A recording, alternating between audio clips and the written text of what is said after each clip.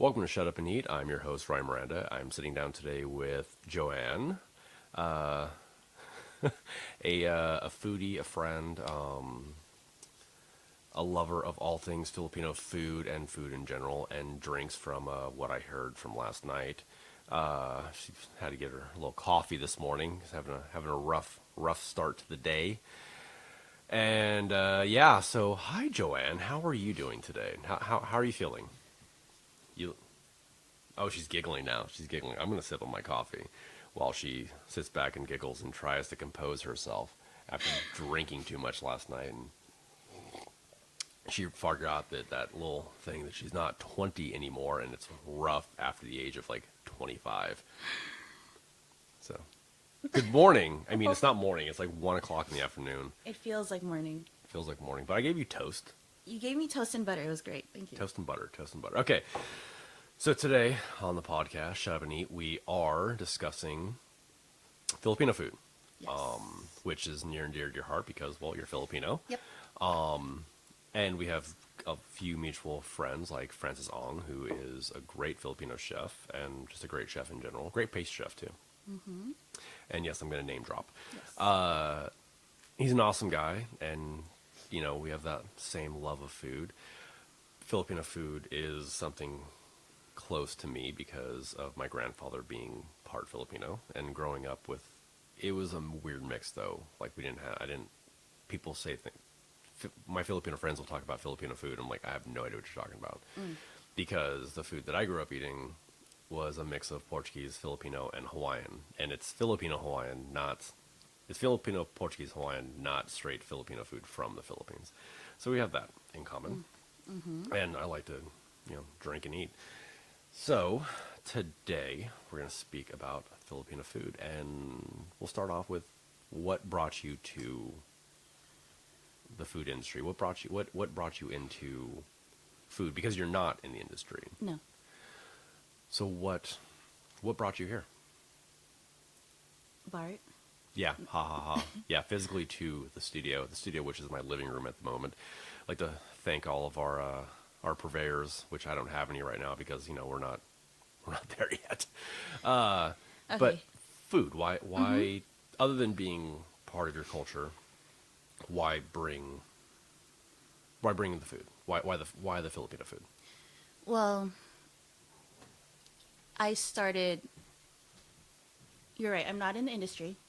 I'm actually in the medical field in my career, but I would like to say that I started with food because of my grandma. We used to live in a small in-law apartment along Mission Street, and she cooked every day, every night for our family. And because I was raised by a single mother, I spent a lot of time with my grandmother, and she would take me aside. Instead of watching TV, she'd say, come over and let's cook together. Well, it's always a grandma thing. Yeah. I think it's like, not all cultures are like that. Definitely Pacific Islands, Hispanic, Latino.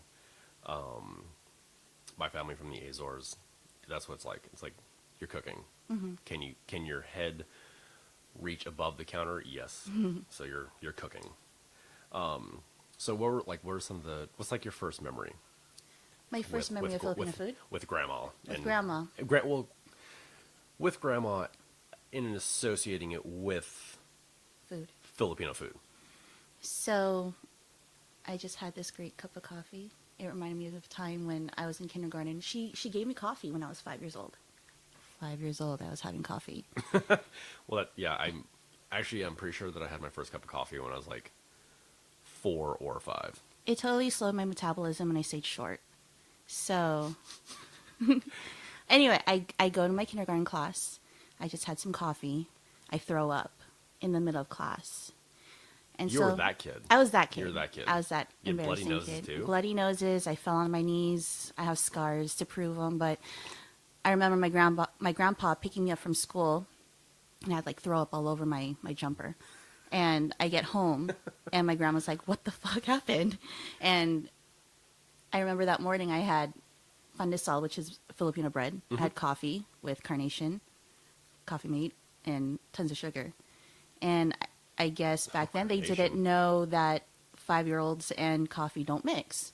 So I got acid reflux. And anyway, I'm pretty sure they knew. No, they didn't I know. don't think they cared. no, they didn't care. They didn't care. No, they It didn't. was- it- Because that's the culture. That was, you just drink whatever your grandparents drink.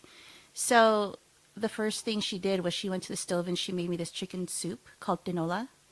So it has lots of ginger, onion, papaya, spinach. Well, probably back then she was using this indigenous green called malunggay. It's a moringa. So lots of good stuff in there. And I guess one of the earliest memories I have of Filipino food is that it was comfort. And when I got sick, she'd always make that for me.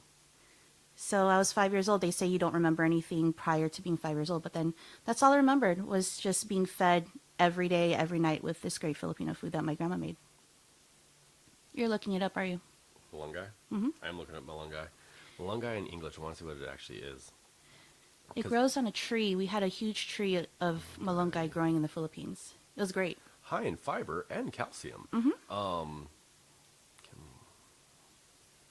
Also known as moringa. Yeah.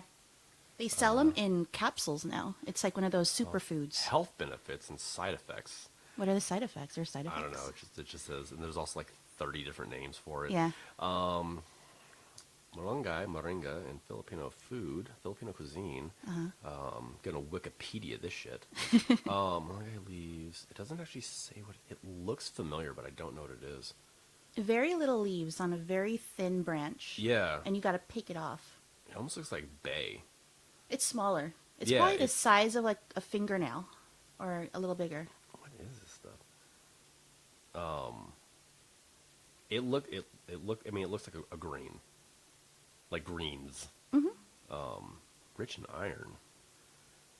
Yeah, so Filipinos knew the benefits of it before it became a superfood in the 2000s. That's how. let's I just mean, say. that's how it always works with all foods.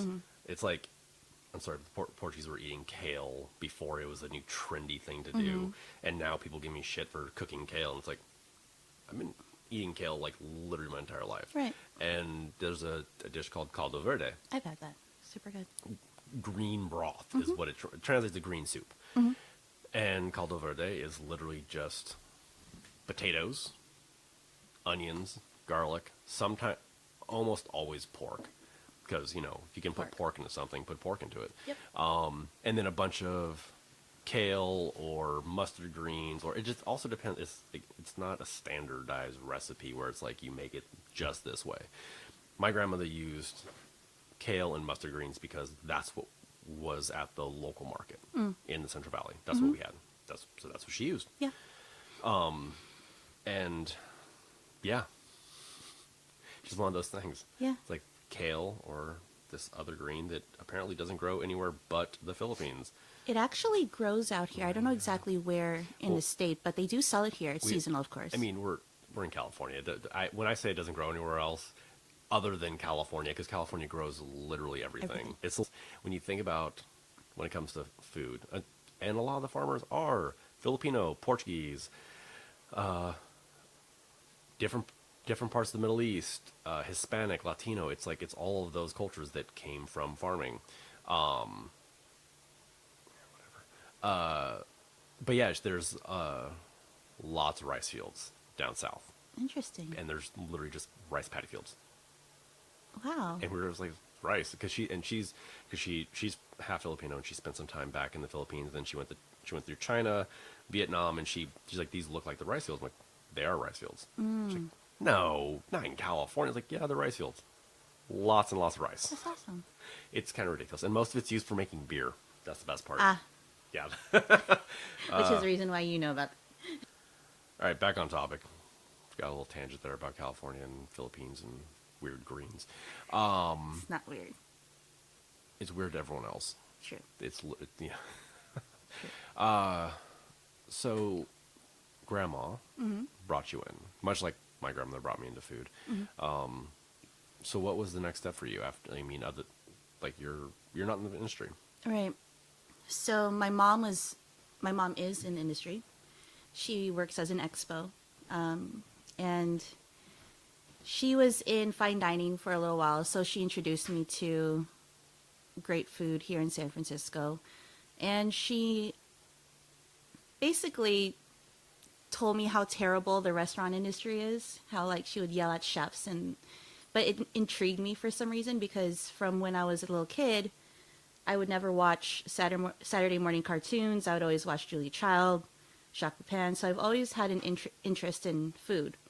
Fast forward to college, I was in a Filipino group, and for some reason, whenever I was part of any event, I was always manning the grill or frying lumpia or just being the person in charge of the food. Fast forward to later on in college, I start my website.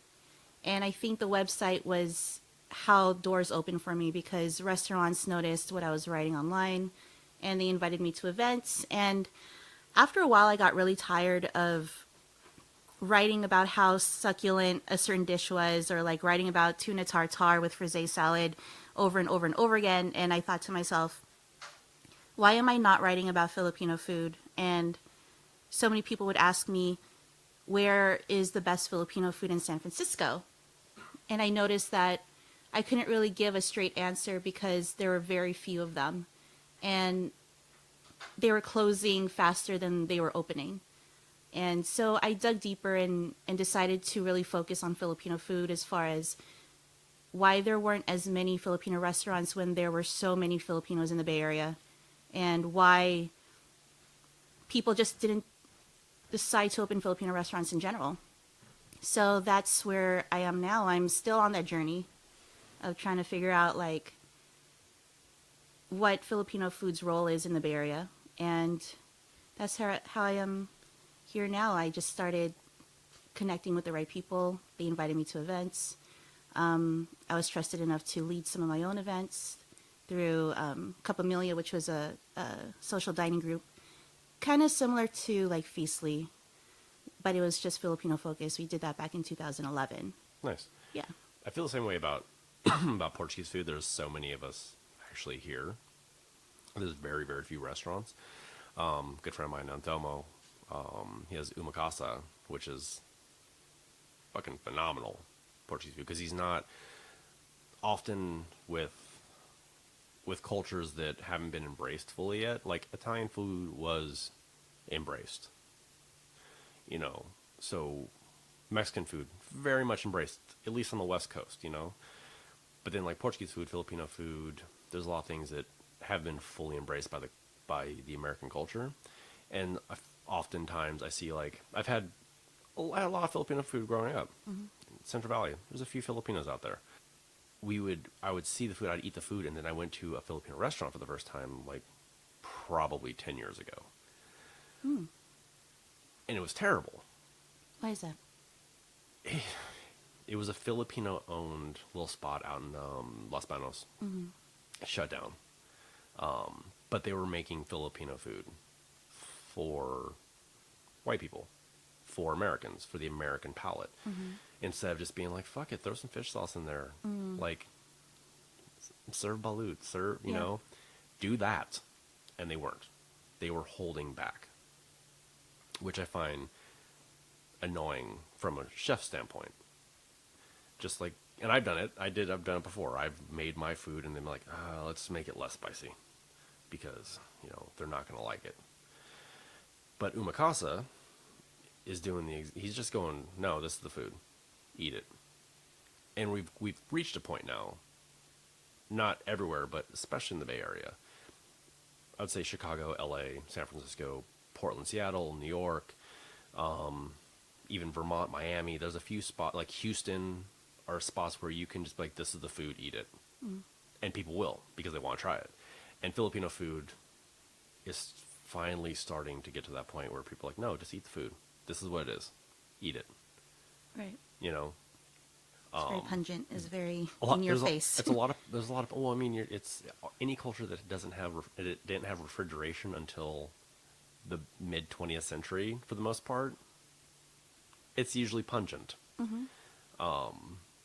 My grandmother talks about how she remembers the Iceman coming, like living in Central Valley, coming once a week and dropping off literally a giant block of ice for the ice box to keep food cold when she was a little kid. And so there's a lot of cured meats and a lot of spices and a lot of like Fermented. a lot of fermentation, a lot Yeah. of salt cure things. I mean, I remember growing up and my grandmother still cooked like that, where there was a lot of like hams, sausages, pickled everything, stews that could stay, a stew that would stay on the stove for days. That's how adobo is. And she just kept on adding water. Oh, it's fine. Just put a little bit more water into it. It's getting low. Add another cup of water. It'd be fine. And then you start off with like this stew that has like adobo, because I remember I ate adobo a lot as a kid. It would start off with like, ooh, potatoes, and like there's actual pieces of meat, and then by like the fifth day, like this is just like The this, sauce. this is just thick sauce at this point. And then it's like, just put over rice, it'll be fine. Like yeah. that was the whole thing. Just put over rice, it'll be fine. And I don't know if Filipinos got it from the Portuguese or Portuguese got it from the Filipinos, but having rice, potatoes, and bread in for one meal is like a normal thing. And having my friends who weren't accustomed to that coming over for dinner, and literally having white rice, potatoes, and bread, and then salad, and then a meat is like that's just how we ate. But having like 3 or 4 starches, like that's just normal. Don't worry, Right, right. just enjoy the bread, okay? Just eat the bread, have some rice, you're fine. Yeah, Carbs are your friend. for real. And I think that's how we kind of grew up, because rice to other cultures like Chinese, it's a filler. It's rice, potatoes, those things. It's the poor man way of. Extending a meal. Well, right now I'm experimenting with the juke on the rice cooker, which is going. Not working out It's so working far. out. Shut up. It's just boiling over a little bit. The reservoir is filled up a few times, but it's a 10-to-1 ratio, or 8-to-1. I've seen it done many times, but it's a way of like, how can we feed 10 kids on $2? Exactly. Rice, Right. kale, And that's how Filipinos cook. They cook a giant pot of stew, and then make a rice. shitload of rice, and Yeah. then you feed a family 27. Yeah, and then it's like, there's some weeds growing outside. Are they edible? Yes, they are. Dandelion greens, kale. Like Yeah. these things aren't like they are vegetables, but they're weeds. Like dandelion greens are a weed. Kale, it's kind of a weed. It just grows everywhere. Like collard greens are kind of weeds. They just grow. Hey, but it's edible. It's tasty. So why not eat it? And that's what I find funny about, not funny, but like amazing about what we would consider to be the poor cultures, or at least the poor people of every culture. It's like, we need to figure out how to eat. Right. Hence, brisket, cheap, tough cut of meat. Cook it well, it's great. Collard greens, or what was the other green you just said? Moringa. Moringa. Rich people weren't eating this shit. Nope. Rich people food sucks. That's why we eat pig face. Yeah, pig's feet, pigtail, ears. All of it. No, Because we didn't have the luxury. no. It was the things that were thrown to the side for the dogs, and it's like, oh, but if you put enough stuff on it, it tastes great. That's how sisig came to be. There's feijoada. Yes. Feijoada is, you look at it, it's like pork butt, pork feet, ham hock, brisket, black beans, And it's dark. rice, And, and you just cook the hell out of it. You just simmer it for hours until it's all soft, and then you put over rice. It's black beans, tough cuts of meat, and white rice. Poor people food. It's delicious. Like that's what, and Filipino culture is very much like Hispanic or Latino culture in that aspect of, what do we have to work with? Let's make it tasty. Right. And then lots of herbs, lots of spices, and cook it for 10 hours, and serve it for the next 3 days. Exactly. Or my grandmother's go-to was, we're going to have pot roast on Monday, and then we're going to have sandwiches, pot roast sandwiches. the next day, and then on Wednesday, it's now stew. And then Thursday, it's soup. It's like, just keep on adding more to it. Right. Be fine. Right. It's good. Right. It's good. It's fine. It's fine. So moving on from there, why Filipino? Why do you want to push Filipino food? Why is it you want to have other people other than the obvious reasons of you being Filipino and want to share your culture, but why is it important to you? This is a really deep question. It is first a of deep all. question. Yes, there's a lot of nuance, but you can sum it up. Well, Filipinos have been in this country for many years, A few, many decades. a few, and a couple. And for some reason, we're still not being recognized. And people don't know what being a Filipino is. Well, majority of people. We kind of live in a bubble here in the Bay Area. Yes, But outside of the Bay Area, it's like, what the hell is a Filipino? I think it's also, from my experience with, it's very much like my family, is that when Filipinos and Portuguese came to this country, they stopped being Filipino on the outside. Oh, Yeah, assimilation. like the outside world. And it wasn't because they were forced. It was very much of just like, we're Americans now. Act American. You go home and you're Filipino. You're Portuguese. You're still eating the same way. You're acting the same way. It's that thing when you're behind the closed doors. When you're out in public, we're American now. Well, you got to think about the immigrant experience. When you come here from another country, you're not going to waste your opportunity here in the United States. So you're going No. to do what it takes to fit in, Oh, to get absolutely. that job, to move up on the ladder. So a lot of Filipinos had to give up a lot of their culture in order to fit that. Yeah, and there's, for the most part, every culture. Some cultures we're very much like, fuck you, we're gonna do whatever we want. Right. Vietnamese and Chinese, which they embrace the American culture, but like, no, fuck you, we're gonna cook our own food, and if you don't like it, fuck off. There's a million other people who are gonna like it. Well, here's the thing, though. Filipinos didn't come to the United States to be cooks. No, They came here to be doctors, lawyers, and bankers and all that. It's one of those things where, like, all the nurses I've had in my adult life have been Philippine, Filipino. or at least from the Philippines. Right. It's a stereotype that does ring true. It's a cultural thing of you are going to be a doctor. When you grow up, you're going to be a lawyer. You're going to be a banker. Right. It's those three things. It's just that's the culture, and we had less when we were your age. You're going to have more. Exactly. And how do you make a lot of money and have a good life? Well, Right. you become a doctor, a lawyer, or a banker. You do it because it's another thing. You do it because you love it. You're a nurse because you love it, not because of the money. The money's awesome. It's also a lot of goddamn work. It's a lot of stress. It's a lot of stress. It's not healthy stress. Being a doctor, a lawyer, or a banker, none of those things are good, easygoing jobs. No. Those are stressful jobs. Right. Like, they're not fun stress either. Like, Yeah. cooking in a kitchen is fun stress. Worrying about the stock market crashing tomorrow is not fun stress. I'll give you an example. So my mom came here. She was a nurse, and she got here.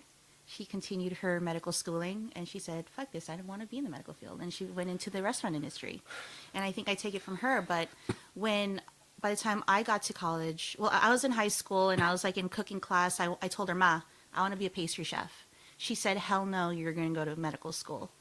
So that's the reason why I have a medical background, is because there's like this guilt and this pressure to become something, better or makes more money, right? But for some reason, I still gravitated toward food. And I can't say that my mom can blame me, because she did the same thing, because she saw how stressful it was. But I compromised with her, and I said, "You know what, Mom? I'm gonna go to medical school, and I'm gonna do food on the side." So, but I know a lot of people who have basically ignored what their parents said and said, "Fuck that! I'm gonna be a chef." Yeah, that's always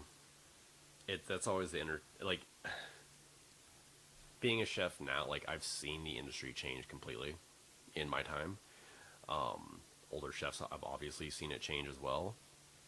But for me, I've been a part of the change where being a chef was just starting to become an acceptable profession when I started at 19 years old. And now it's like, what I love and hate about it is now chefs are respected, not just for food, but like Tom Colicchio for his political views. And like, it's that whole situation of, I can talk about this shit. I'm allowed to. He's a citizen. I'm a human. Yeah. I can voice my opinion, Yeah. especially about things like the EPA, food, the fucking poor people, Right. Immigrants. Like, we have firsthand knowledge of all of these things. You don't, who are running things. Like, we know these things. And it's a respectable thing. At this, the opposite of that is what I hate is now everyone wants to be a fucking chef. Like, I love the fact that we have people who want to be a part of it, but they don't want to work. They want to just be famous, and it sucks. Bay Area and in California who aren't chefs, but because of their name, they have these restaurants, and they're not good. They're mediocre at best. You know, just handing it out, and then people think this is what food is, and I hate that. It's like I'd rather see someone who isn't famous, who wants to open a restaurant, who has been a chef for 15 or 20 years, and they get that. Then you have someone who's famous walk right in, and all of a sudden, oh, they're going to call themselves chef. Like, no, you're not a fucking chef. Like, you didn't work for it. You gave yourself the title of chef. Like, you didn't, and it's not That's a whole nother debate right there. It's a debate that could go on. Right. That I don't mind if you're going to be an investor and you want to put your name on something, but let someone else do the job. You're going to step in and take the credit of someone else's work, and I hate that. Give credit where credit's due. Right. Let's have some fun now. Okay. Okay. Oh yeah. Best Filipino dish. You're gonna get hatred for this, just so you know. There's gonna be some Filipinos who are just gonna be like, "Fuck that woman." No, that is not the best dish. Okay. All right. Best Go. Filipino dish. Go. Best Filipino dish. I'm gonna say has to be. Shit. This is hard. Yeah. It's a toss-up between adobo and kare-kare. Do you know what kare-kare is? I don't. I Okay. probably do, but I don't know the names. So adobo, of course, you know, is a protein or vegetable that's been marinated and braised in a vinegar-based sauce, usually with soy sauce, garlic. Very, very basic dish. Tons of reiterations from around the country. You go to one family, they make it one way. You go to the next family, they'll make it another way. Well, one thing that we don't have in the U.S. is micro-regional. Like, Right. we do when it comes to, like, certain very specific areas. Like the Bay Area, we have some micro-regional when it comes to, like, Mexican food. Mission, you get Mexican food in the Mission, it's not the same as it is on International and Fruitvale. Right. It's different. Right. So if you look at the map of the Philippines, there's 3 major regions. So you got Luzon at the top, where I'm from. Then there's the middle region, which is the Visayas, and you have the south region, which is Mindanao. So the more you go north, it's going to be more pork-based, with a lot more pungent flavors from the bagong, bitter notes from the vegetables. You go toward the south, it's more spicy, less pork because of the Muslims. And then toward the middle, you have lots of coconut because lots of coconut trees in that region. So even there in the Philippines, you're going to have different versions of the adobo. And when you come here to the United States, then it's going to be different even more. So I think I what the heck interrupted me. Yep. So I'm going to say adobo is one of my top, and then there's kare-kare, which is something that isn't really known outside of the Filipino culture unless you've been immersed in it. It's a oxtail stew with peanut butter based sauce. It has Chinese long beans, eggplant, what else? Bok choy, tripe, and I love tripe. and then you have the bagong on the side, which is a fermented shrimp paste. I like actually using that for other things. It's so good. It's so good. I had like so much of it last night. I use it in things. Huh? I use it like How do you use it? I've used it in making kimchi. Okay. Gives it a really funky flavor and helps, and it starts the fermentation immediately. I've put it in soup and stews. I've made rubs out of it and put on fish. Interesting. So you put fish on fish. Fish on fish, Uh-huh. beef on beef, chicken on chicken, you know. And then also I've just used it literally as, it's a flavoring compound for me. Okay. It's like I'm not going to use it just straight up. I use it for other things. No, too. you got to try it with mango. I'm just letting you know. Just use it for the flavor No. in something. No, if Filipinos are listening right now, you know that sour green mango with a chunk of bagong on it is the best thing in the world. So good. Well, okay, I'll try it. Come on. Maybe. It's so good. There's certain things I don't eat. Ugh. Not very few things that I'm like I've had it. Don't need to have it ever again. Balut's one of them. just no, it's not even the flavor, it's the fucking texture. And I don't like food that's like looking back at me. I do. It's just fucking. It was so like. But the soup in it is so good. It's slimy. It's fucking gelatinous, Yum. and not in a fun gelatinous way. It's just, it's kind of crunchy. It's delicious. It doesn't taste bad. It's a fucking textural thing. It's like eating like crunchy snot. Yum. It's just ugh. I mean, the flavor was fine. The flavor was. It's a like, texture. It's a fucking texture thing. They're like slimy okra. Oh yeah, okay. Okra kind of creeps me out. But deep fried, delicious. fine. Or in stew, delicious. Have you had Francis's deep fried bullet? Yeah, It's so good. I've had most of the things Francis. So good. I mean, me and Francis were at Fifth Floor together for like a year. Mm-hmm. I've never been able to go to his pop-ups because I work in restaurants, and he has them on Friday and Saturday nights, so I'm working until he's shutting down. Right. I did do the hawker dinner though because I wasn't working that night. I worked in the morning and then left and went straight there and didn't work the rest of the evening. But yeah, no, I mean it's like I don't hate it. It's fucking slimy, crunchy, which is weird. One of the less flattering dishes of Filipino It's culture, one- definitely. yeah, definitely. Like I don't eat spam either. Oh, see, now that you got a problem. I love spam. I grew up.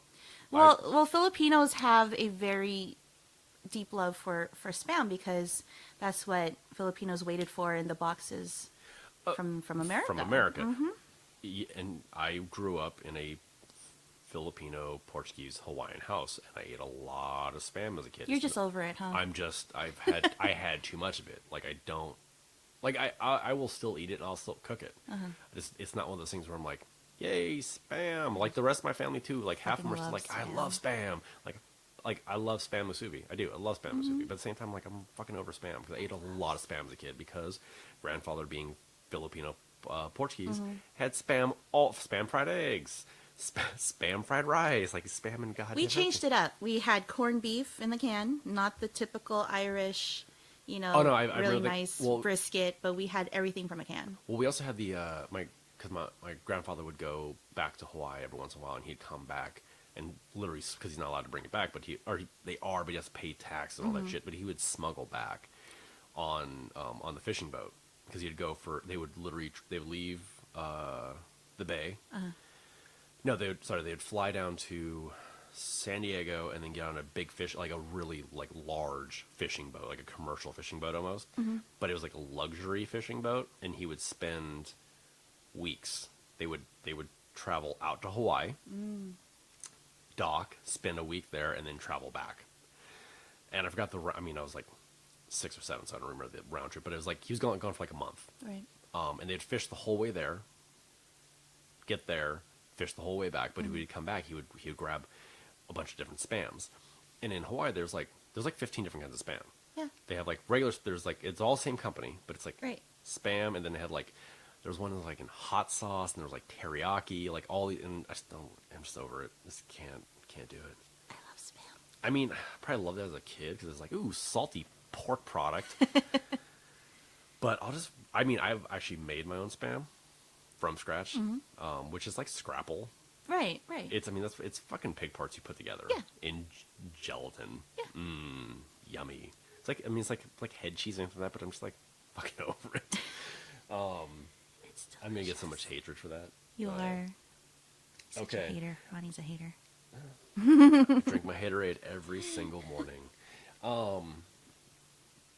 What food, not Filipino food, but just what food in general, would you do without? Oh, not Filipino food. We're gonna get there. We're building up to that, so you have time to think. But what food, like, are you just like not a cultural, not like a culture's food, but like just straight up like me, like I could do without spam. It's a personal taste, though. Doesn't matter what's This personal. is People are just gonna hard. hate you for it. I don't like liver. I don't like beef liver. Okay, beef liver. I don't like beef liver. Okay. I could do foie gras all day long. It's beef liver. See, I'm over. Like foie is like good, but then again, it's not like I have foie gras like every fucking day. It's like, if it's there, I'll eat it. But then with beef liver, I used to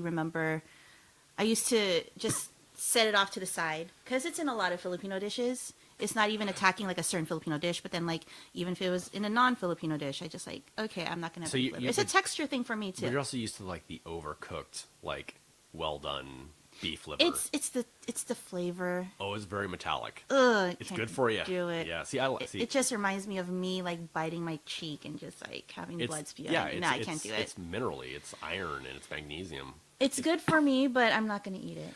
I love liver done right. But, Done right. Because Maybe I just haven't had it done right. That's the thing. I've had liver done like bad a bunch, and it tastes when you overcook it, it's tough for one, and then two, it gets like super minerally And like gritty. and gritty. Yes, it should be soft and smooth and nice and texture, But See, I've never had it that way then. no, it should be. I mean, I've had it cooked wrong many times. So, food industry is a broad spectrum of everything and everything in between and all this crazy shit. What's something you would change about the industry? Competition, right away. And I think that's what plagued a lot of Filipino food businesses from generations before, decades before, because I'm not going to get into it because it's really deep, but there's something. There's nuance. Yeah. There's something in Filipino culture called crab mentality, where if someone sees another person succeeding, they'll do what it takes to take them down in order for them to succeed.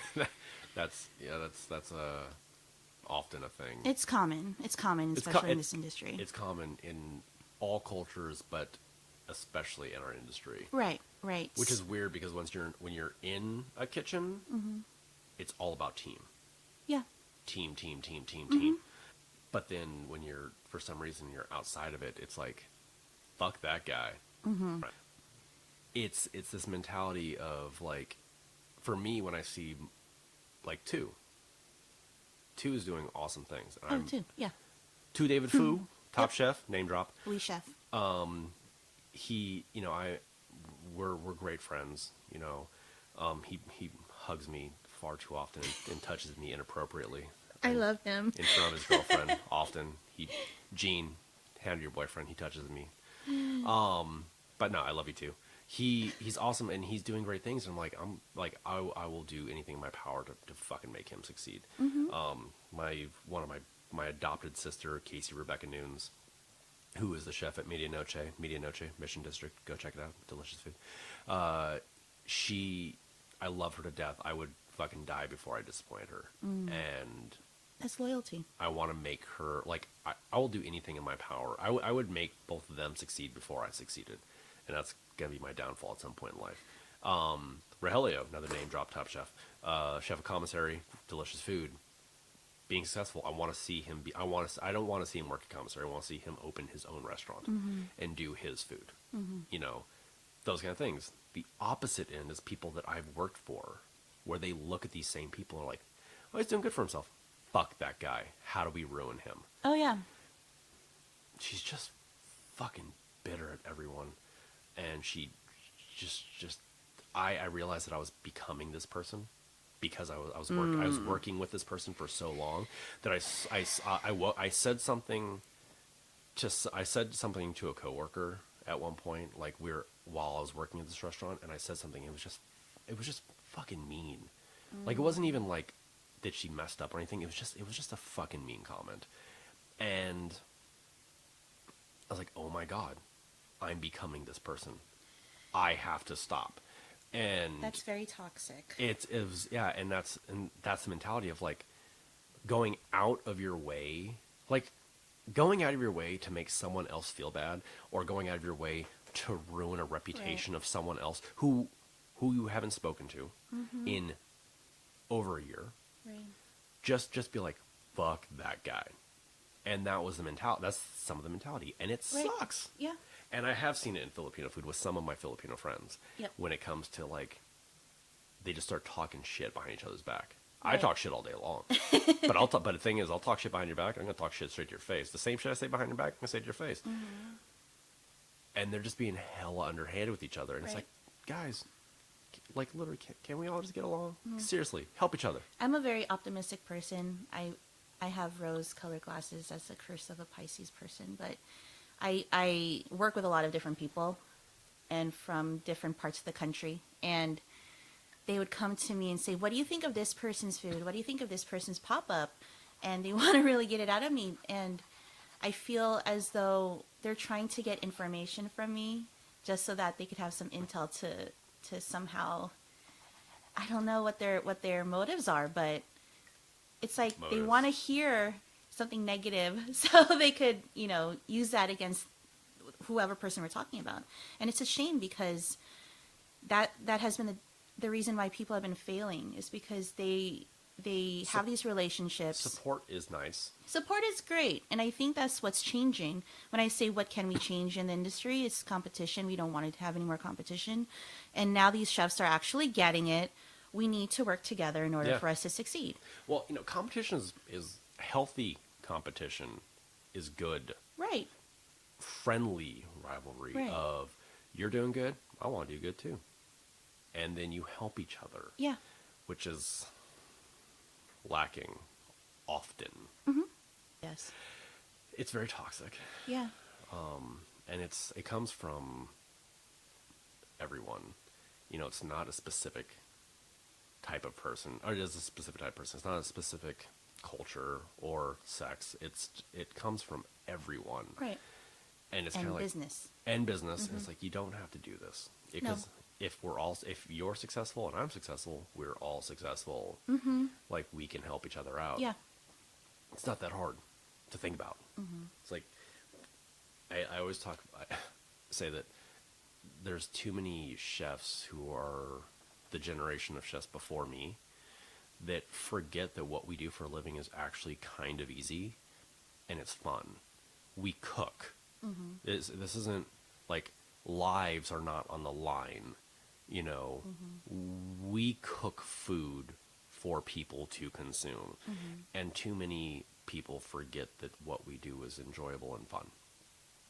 And too many people try and make it not enjoyable for others, specifically because they have a chip on their shoulder, so they want everyone else to have that same chip on their shoulder. I've seen that. Yeah, and then it's also one of these situations like it's easy work. It is. It's tough. It's long hours. It's in a very volatile environment of heat and cold and burns and all kinds of stuff, but it's easy work compared to a lot of things. It's fairly easy to do.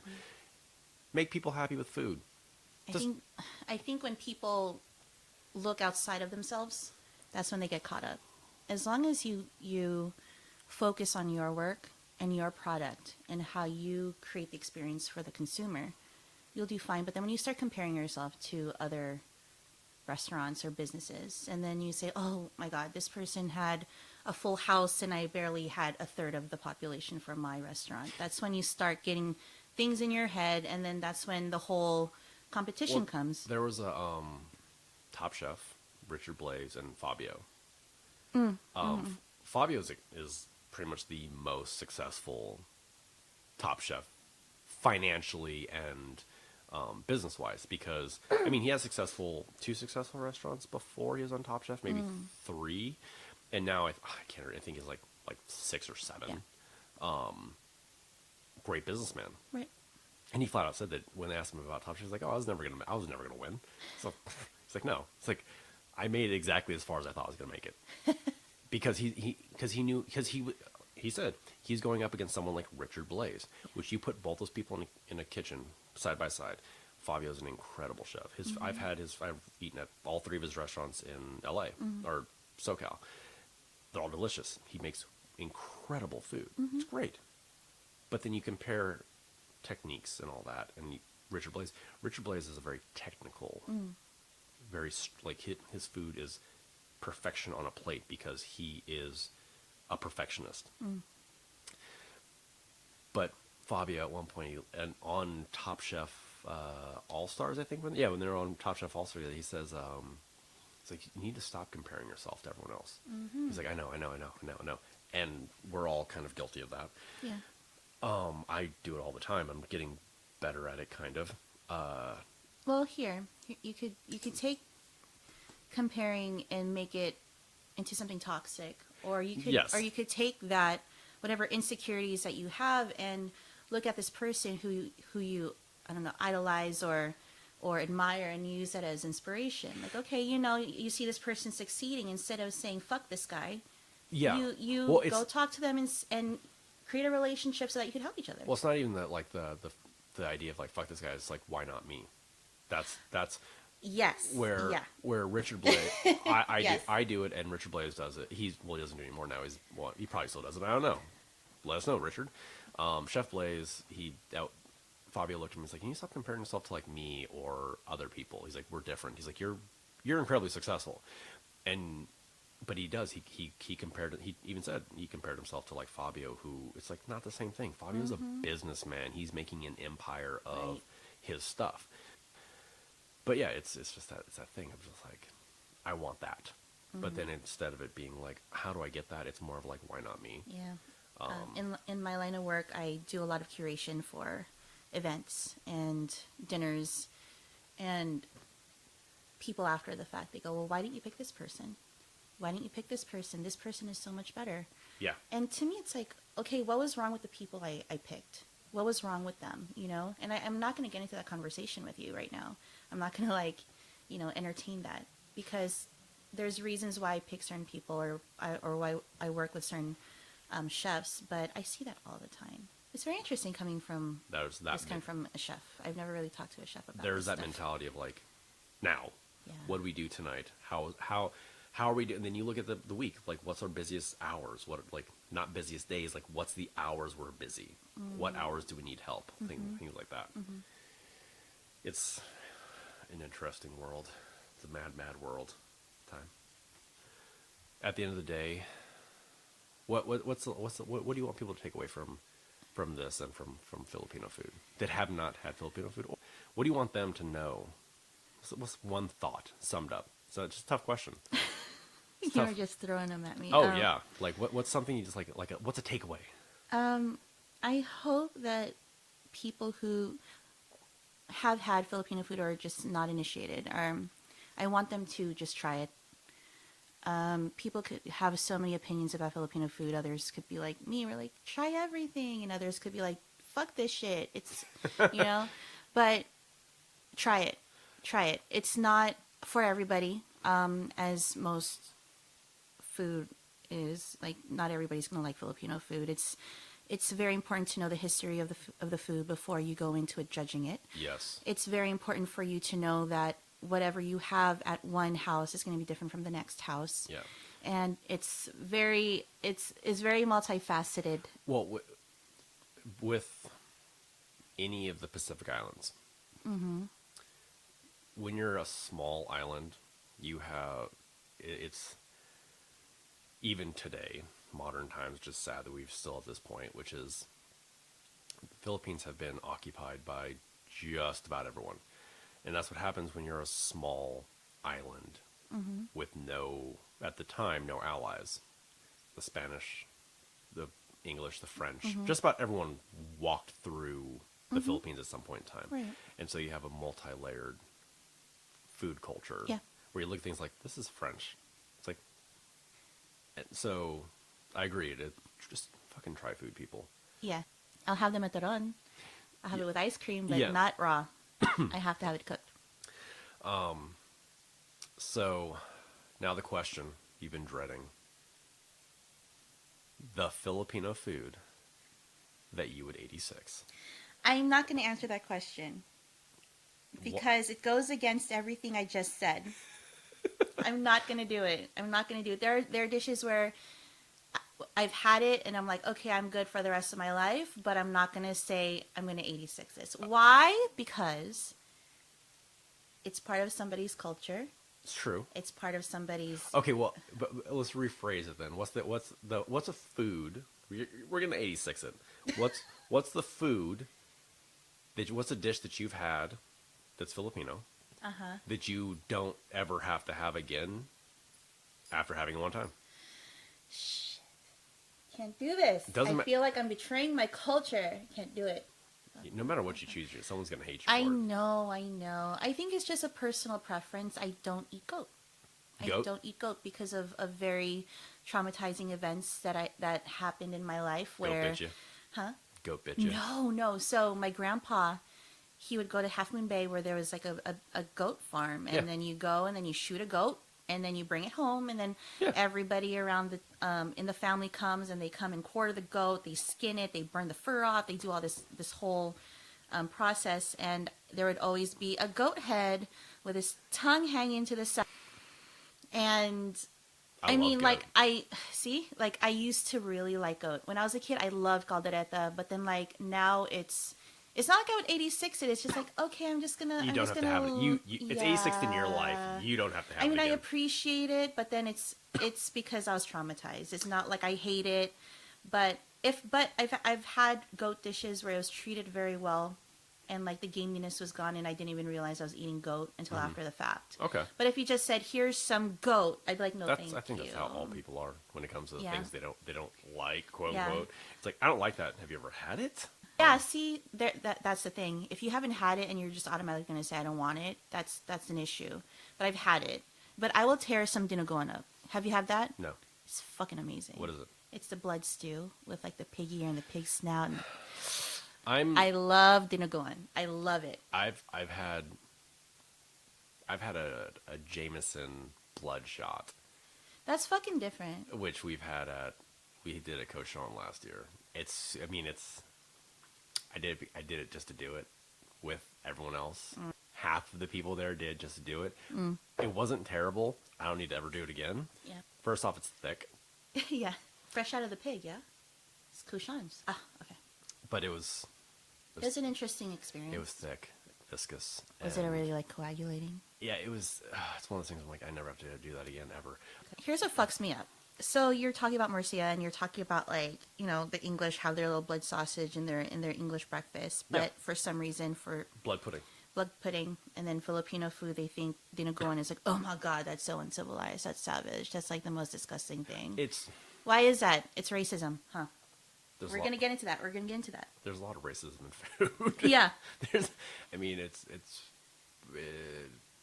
doesn't matter which culture you are. There's racism. I mean, we talked about it earlier. We won't go into depths No, of we're it, not, but we're not. we won't go into racism within Filipino culture for other Filipinos just because of your ethnic background, and it's And class. and class. It's a very class oriented society. Yeah.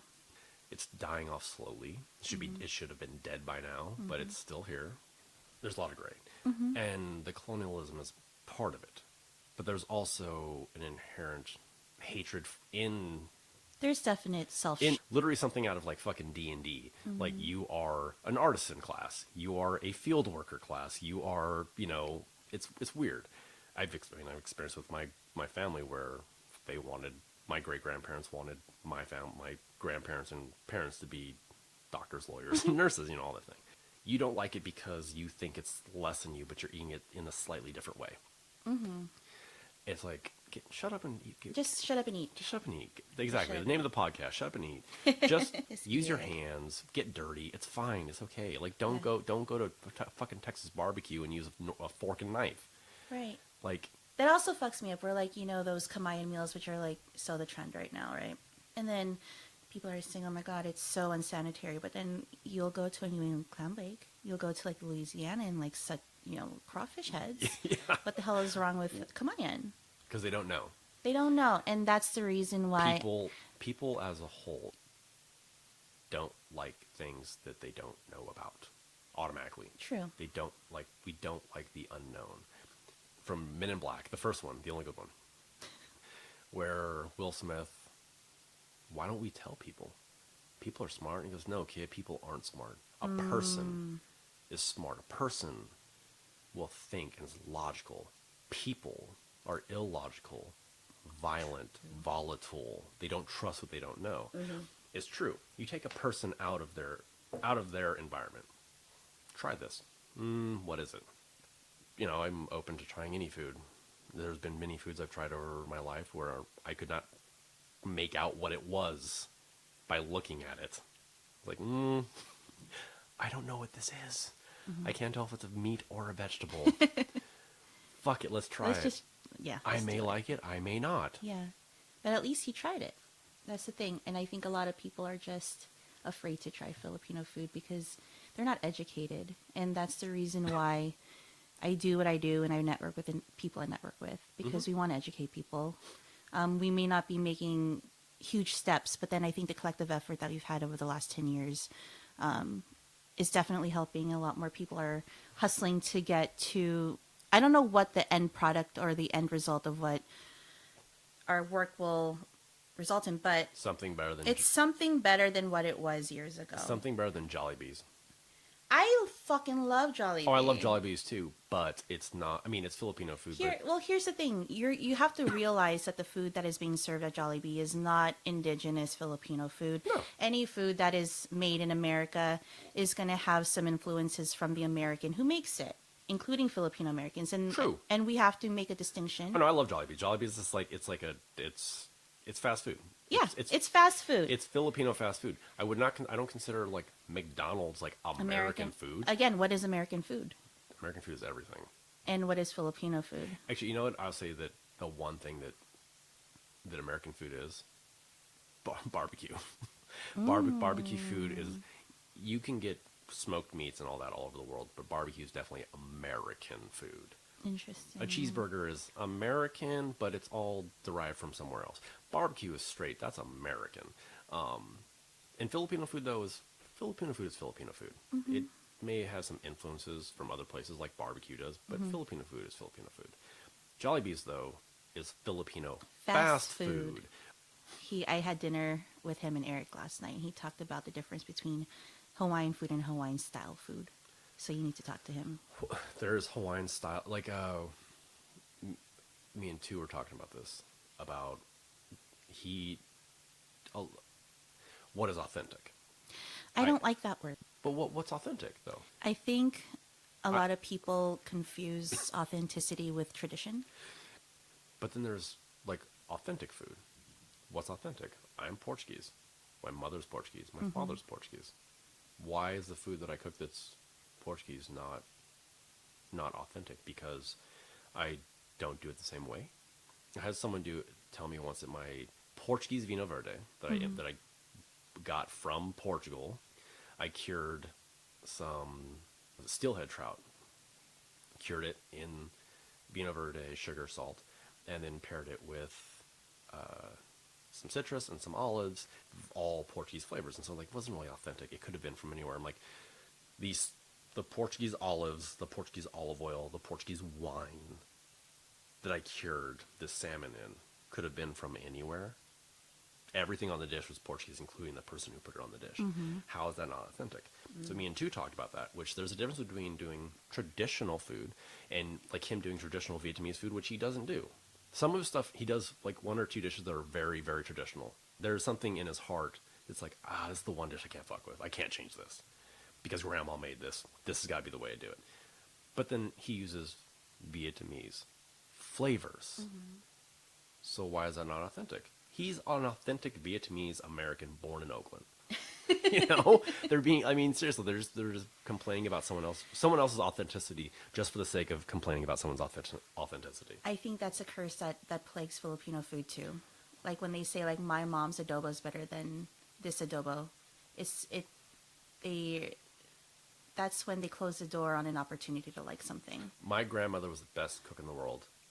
Also, she overcooked almost everything she ever made. Her pot roast was usually dry.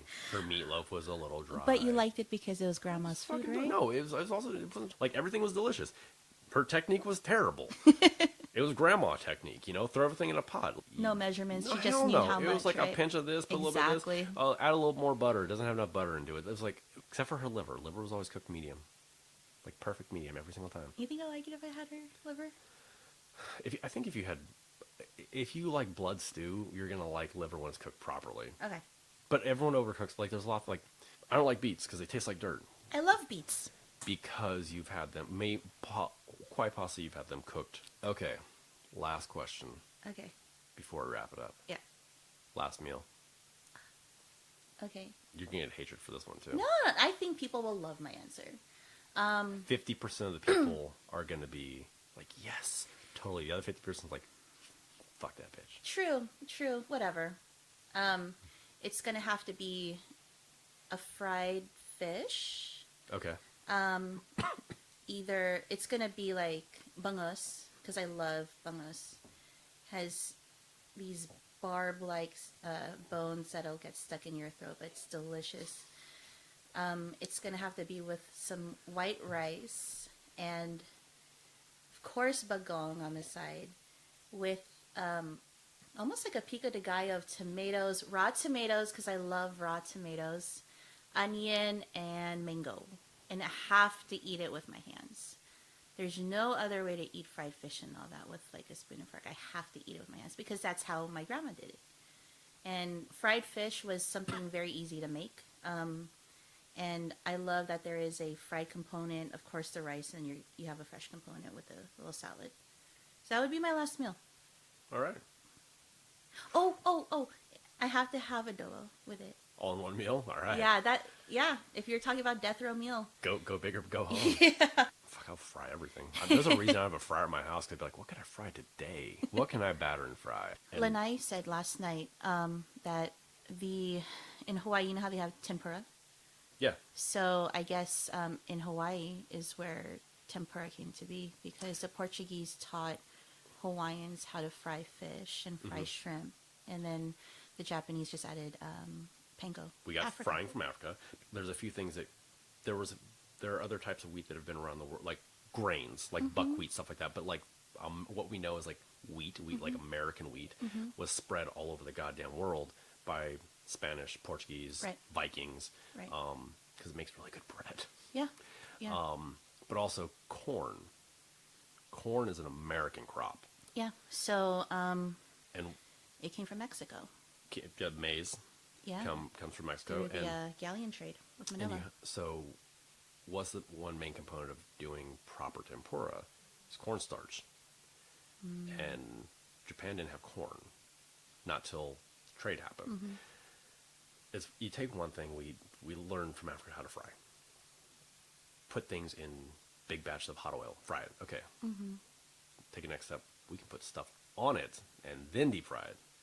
God, I just thought of lechon kawali just And now. then we just, that's how it goes. We just keep on going.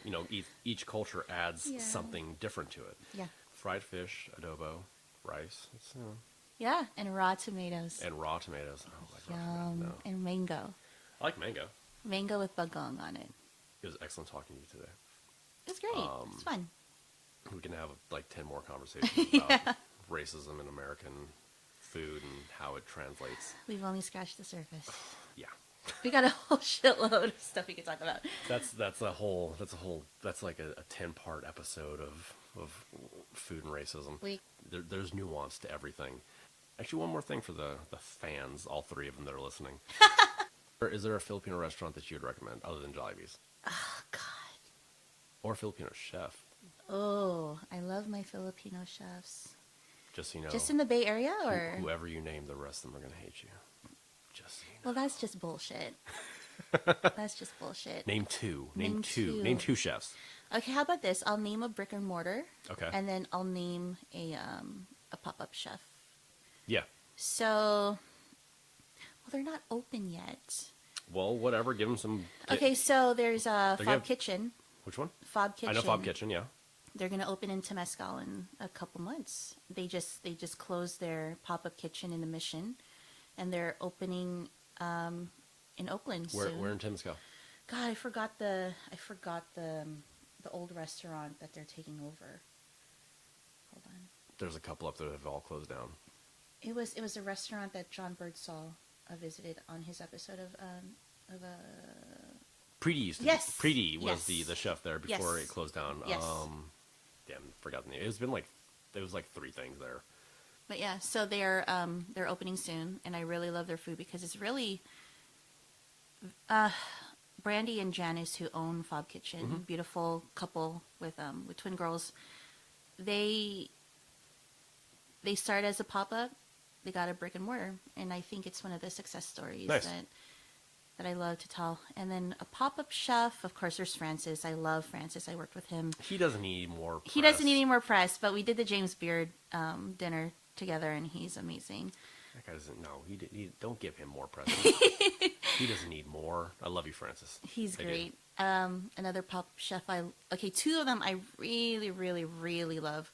Eric Pasquale. I know. We've been talking about him a lot. Chef E. Chef E. I'm probably gonna jump on one of his pop-ups and do He's great. one Portuguese Filipino inspired dish that I grew up eating. And then there's Chef Lee Opolinia of Province. If you want to go on the more high end, he has he has background at the dining room and P37 at the Ritz. So very, very refined flavors. And if you really wanted like a high class, if there's such thing, a Filipino experience. Okay. And I like going to his dinners because he cooks right in front of you and he explains everything. That's always nice. That's nice. Yeah. So, yeah, Eric, Francis, Lee, and then the Fob Kitchen girls. There's just so many of these guys in the Bay Area. Yeah, there's a few Filipinos in the Bay Area. There's a couple. There's a couple. There's a couple outside Daly City. Hey. No. 1 in 3 people in Daly City is Filipino. I saw sun there once. It was awesome. There's sun today. Like it broke through the fog and the clouds for like 30 seconds. Like, oh shit, the sun does exist down here. Like, It's because all the Filipinos are cooking their rice in the rice cookers, and they don't let it overflow. That is the joke. Well, it's great. We had fun today. All 3 of the people who are listening, thank you very much. Hi, 3 people. Oh, there's like 4, maybe 5. Maybe 5.5. Maybe 5.5, yeah. Someone's like half listening in the background. And there's a dog. Eat Filipino food. Yes. Try all food. Is there a next pop-up that we should know about? All of them. Is there I think the best way for people to find out what Filipino pop-ups are happening is go to Feastly. Feastly, I'm not endorsing Feastly. I'm not paid by them. But, like, there's a bunch going on right now. So, like, Eric, Yana Gilbuena, who brought Kamayan to all 50 states. She's on there. Francis is on there. Francis is on on there. there. Chef E. Yeah. Are the Lumpia guys still on there? I don't think so because they have their space at Mad Oak. So they don't really do pop-ups anymore. They have a residency or they're just there full time. So, shout out to Cucinera Alliance, which is a band of these chefs who get together and they collaborate and they do events together. And there's an Instagram, Cucinero Alliance SF. I should know this. Cucinera Alliance. Just find that. Just find that. Yes. Yeah. We'll put all the information on there. Yes. Yeah. Anyway, it was great talking to you. Great talking about Filipino food and Let's do it again. getting on 30 different tangents about everything. But It's natural to. thank you for being here, Joanne. Thanks for having me. Thank you for listening to Shut Up and Eat. I'm your host, Ryan Miranda. Bye. We're out.